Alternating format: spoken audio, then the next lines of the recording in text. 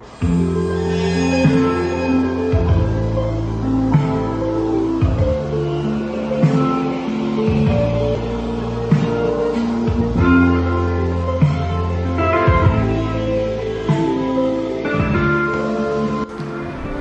back to episode 2 of the pretty spooky podcast Post Mortem. In Post Mortem, we discuss topics that were too big to fit into our regular episode, or just extras that related to the topics of that episode. Okay guys, we are back, and today we are discussing extra stuff that we couldn't fit into episode 2. Yes. So I will start. I wanted to touch briefly on Been Drowned because I mentioned it a lot in my Petscop video, or the Petscop video episode, about how many things referenced Been Drowned in order to make a frame of reference for Petscop. Mm-hmm. And while I was thinking about it, it occurred to me that while Been Drowned seems like super obvious to us, we've been around for a while and we are familiar with the story, it occurred to me that there may be some people out there who don't know what Been Drowned is. Mm-hmm. So I wanted to briefly go over it. Again, this is a creepypasta that's been around since, I believe, 2003 or 2004. Oh, I'm sorry, God, not even. It's been around since 2010. I don't know why I thought it was that old. It's fine. I know why I thought it was that old. I thought it was that old because the thing I'm researching for next episode was that old. Oh. But no, it's been around since 2010. It started on 4chan, and basically, Been Drowned is about a haunted Majora's Mask cartridge. Right. So the person who you are following posts on the, I think, paranormal subreddit. Yeah, and he is like, I found this thing. I don't normally believe in this stuff, but weird stuff is happening with my game. Goes on to write, which is the text of the creepypasta, what his experiences were while playing, and he creates 4 or 5 different videos that show, his haunted gameplay. Some of the things that happen are weird, creepy sounds and audio that doesn't belong in the game. A lot of things are broken, textures and environments. They don't work or look like they should. Characters appearing where they should not be. Yeah, characters where they should be. Boss battles being where they should not be, and impossible boss battles and scary ones at that. Yeah, that the Skull Kid I remember is one of them, mm-hmm. And the Skull Kid boss battle, the Skull Kid actually is able to fight. Mm-hmm. And he shouldn't be able to. Just right. Things like that. The whole game is made to be far more dangerous and scary for your playable character, and by extension for the guy who's playing the game. I can't pronounce it. I think his username is meant to be Jadasable, and I read that it's a portmanteau of Judas and Abel. Oh, I thought it was from the Bible. Jad usable. It might be Jad usable. He's very, very usable, Jad. Yeah, I don't know what that means, but maybe JAD stands for something. Maybe. Know. Well, Jadasable, or however you say his name, Jad usable. After a certain amount of time, he pieces out. He kind of abandons the cartridge. Wait. Not to interrupt you, but how did he get the cartridge?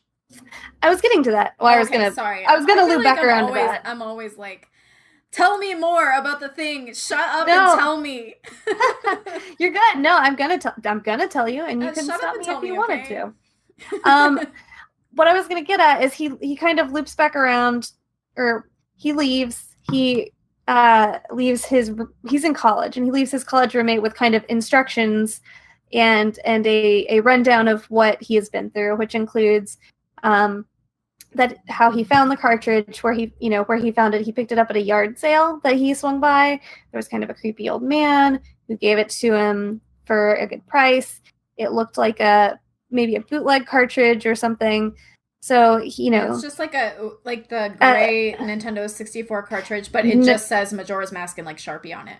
It doesn't say bin on it in Sharpie as well? I thought it maybe said Majora's maybe Mask. it just says That's Majora's how we Mask. knew that's what it was. That's what. And then the save file that was already on it was named Ben. Yeah. And he like tries to play it. Weird stuff happens. He decides to go back and try and find the guy that he bought it from, and the house now has like a for sale sign. So he's like, that's strange. But he continues to play, and you get little bits of it here and there from what he writes and from the videos he puts out. And then at the end, when you're kind of going through the narration of the roommate, there's this like long text document that Jay Disable has written that documents that like he believes that Ben, or whatever Ben is, has been tampering with his computer. One of the characters from the game has been like popping up like on his computer where it shouldn't be, like in the corners of the internet, like in the corner of your screen or something, like right here, just hanging out like right here. He at one point starts a conversation with it on Cleverbot. Yeah. And it indicates that Cleverbot. Yeah, Cleverbot. Maybe some people don't know, but Cleverbot was like we're gonna have a post mortem episode on what is Cleverbot.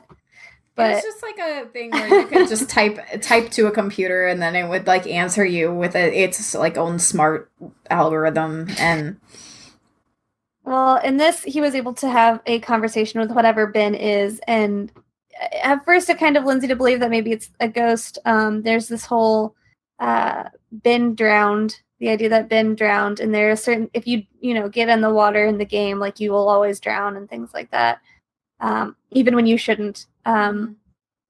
But it seems sort of the more you get into it, that maybe Ben isn't just this ghost of a kid that drowned. There's sort of like a more evil entity maybe at play here that is really toying with him, tormenting him, really enjoys it, and is somehow trapped inside this cartridge and longs to be free. Mm-hmm. So it seems like it was manipulating this guy by playing it in the hopes of escaping. And the guy kind of wraps it up by saying, like, after a certain point in time, like, I have something that's set to post. My friend is going to post it for me. But after that is posted, don't trust anything that's been put up on my YouTube account. Don't trust anything that's been associated with me, because it might not have been me. It might be Ben. He might be out. He might be loose. Don't download this video anywhere. Like, if you see it, just don't download it. I don't know how it spreads. I can't risk that. Sorry, go ahead. No, I was going to say, the way it ends up, he more or less kind of disappears. His roommate says that he's gone home to rest and recuperate due to, like, stress. But the way that it got onto his computer was by using the capture card in order to capture the gameplay. Yes. I did forget that. I actually glad you reminded me of that, because I would not have remembered. But that is how it got onto the computer. Mm-hmm. So that is the long and short of Ben Drowned, Haunted Majora's Mask. There is a ton of fan fiction out there, fan art. More I think fake Ben Drowned videos. Mm-hmm. There was, I believe, he tried to do the guy who created it attempted to do a follow-up project that was like a fake cult called like Moon Children, about the Moon Children, but it was abandoned. The most interesting new news that I could find about it, and I didn't get a whole lot of details, but I guess maybe a year or two ago, there was a girl who was young and spent a lot of time on the internet, clearly, and like, a lot of folks do at that age. She was really struggling with depression and all the things that come along with that. And she met someone online that claimed to be the real Ben Drowned. She fell in love with him, and then she killed herself to be with him. And what I read was an interview that I believe maybe IO9 or Kotaku had with a guy that actually created the whole Ben Drowned thing.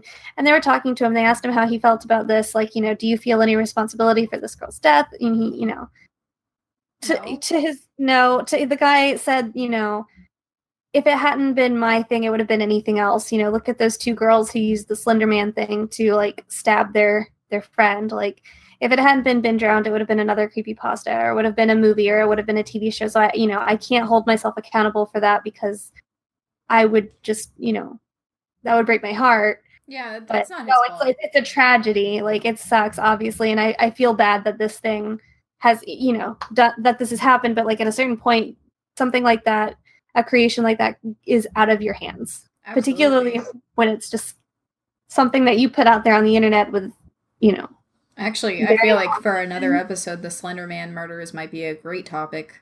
Yeah, for sure.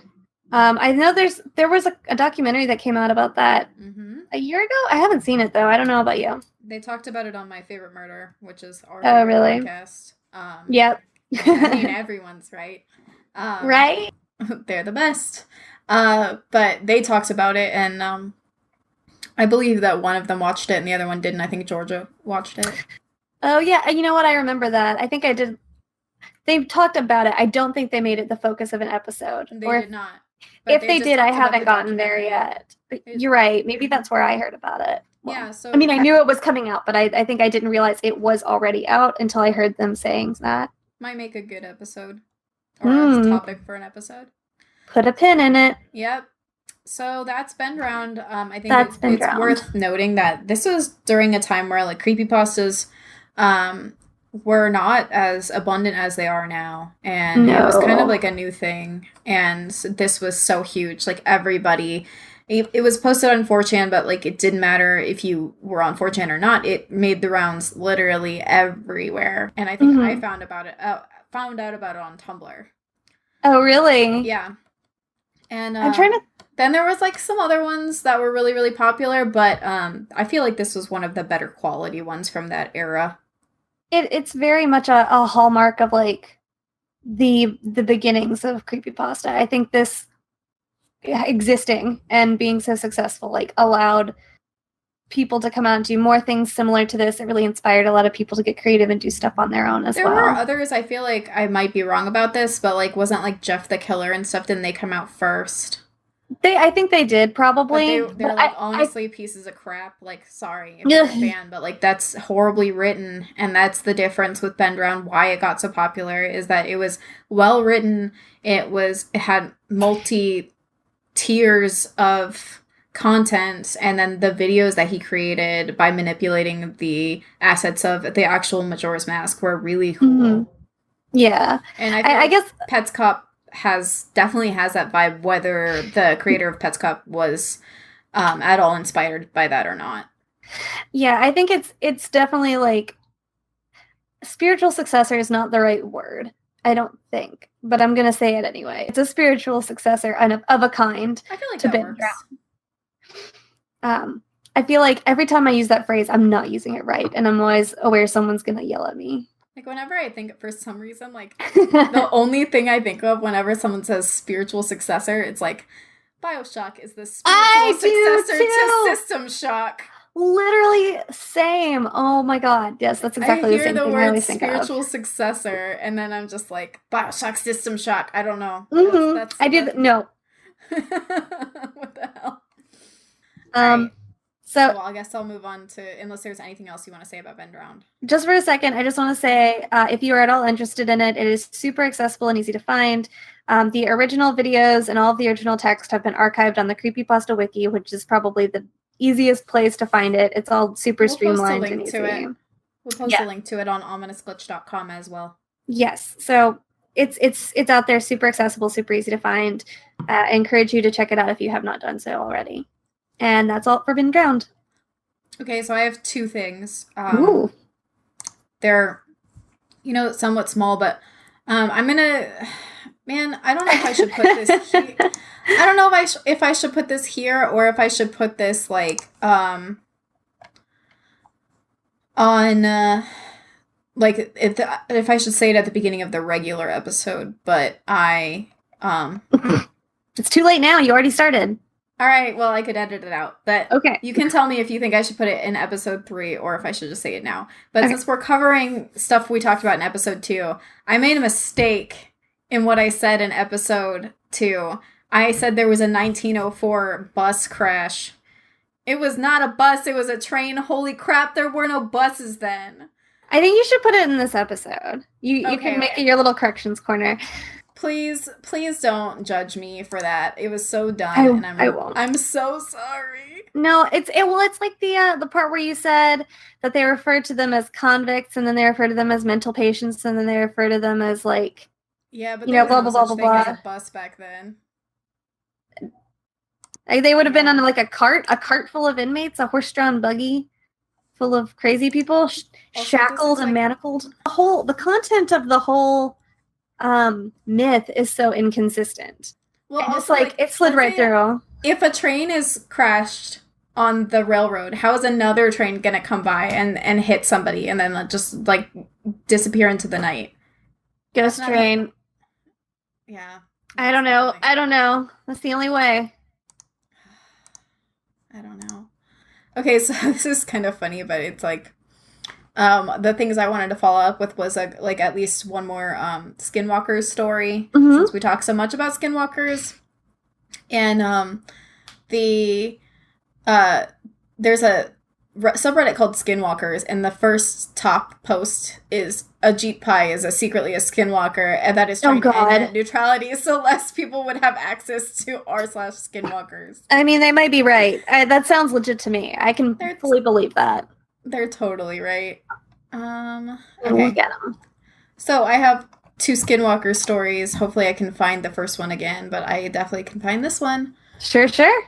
So this was posted by Madam Fizzgig 3 years ago in the Skinwalker subreddit. Okay. It says, background, I am a female, and this occurred 2 years ago when I was 18. This takes place in Maine.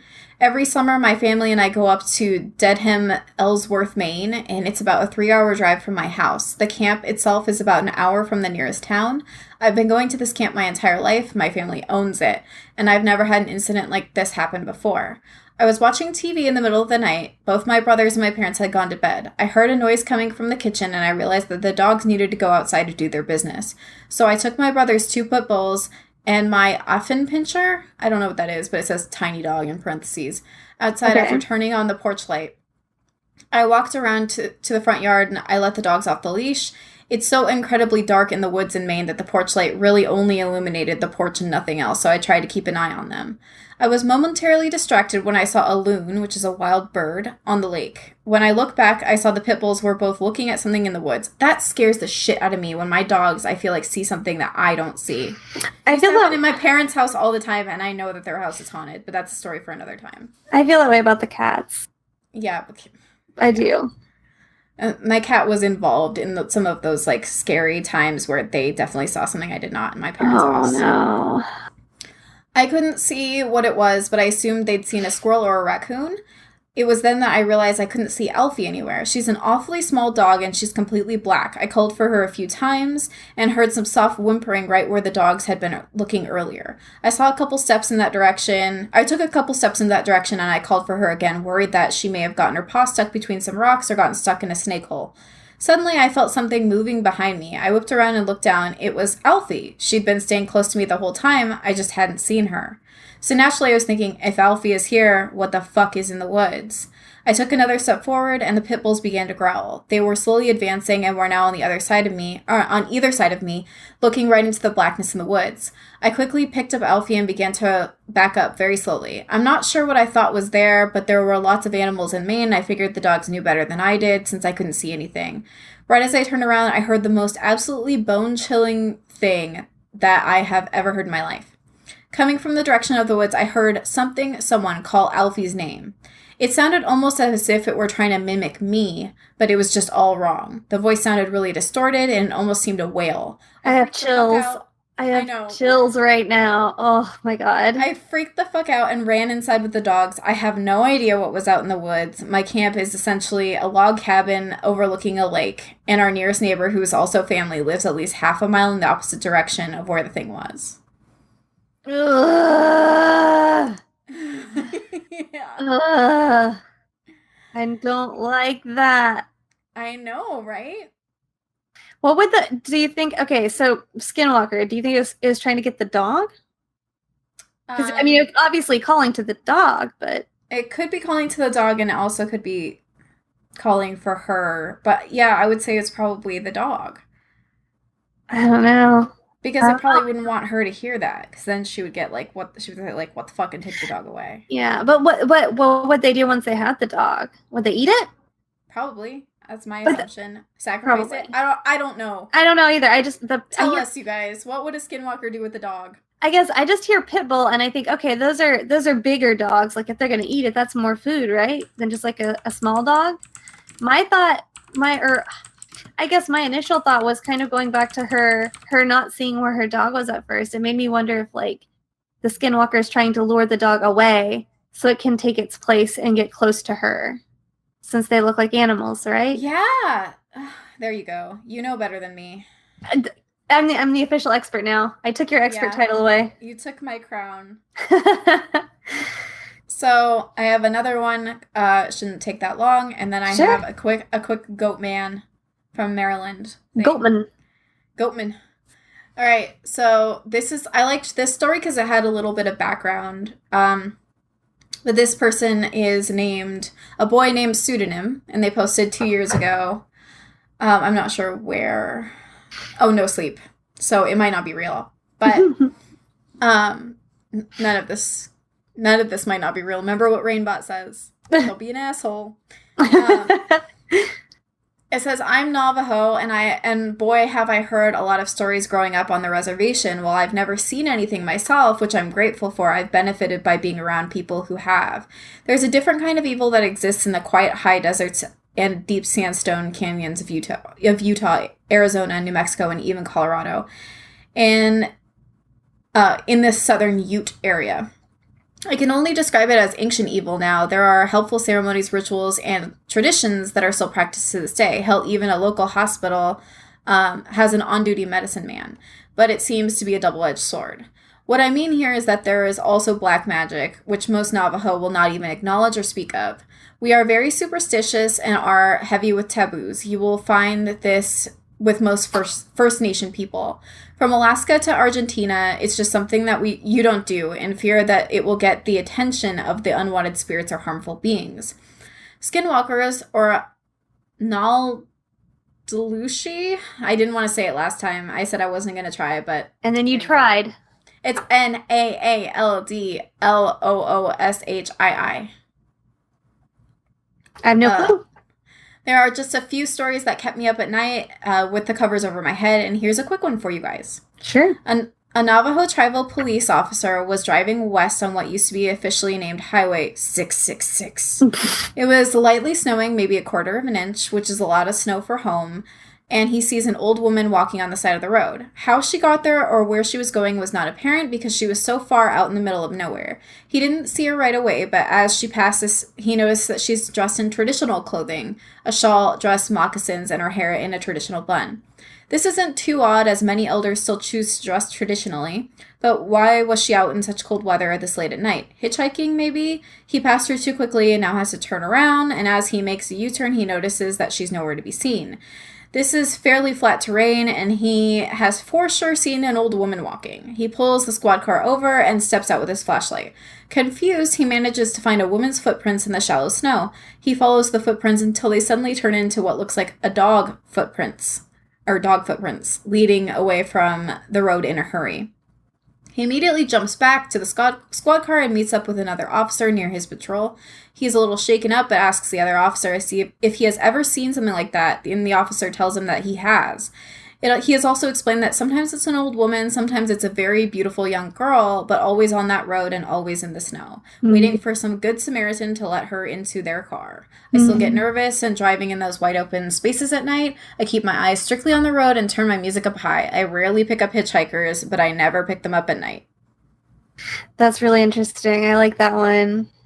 That's a good one. I like that it had like a little bit of background. Yeah. So yeah, Skinwalkers. I like the first story. The first story creeps me out. Yeah, for sure. Being like for real. Being a dog mom myself. But I think in general there are so many stories out there, and there's a lot of different like urban legends. And if you search Skinwalkers, there's a whole subreddit for it, and there's also like books on it. It's a huge topic, and it's really interesting. Thank you for sharing those 2 stories with us. You're welcome.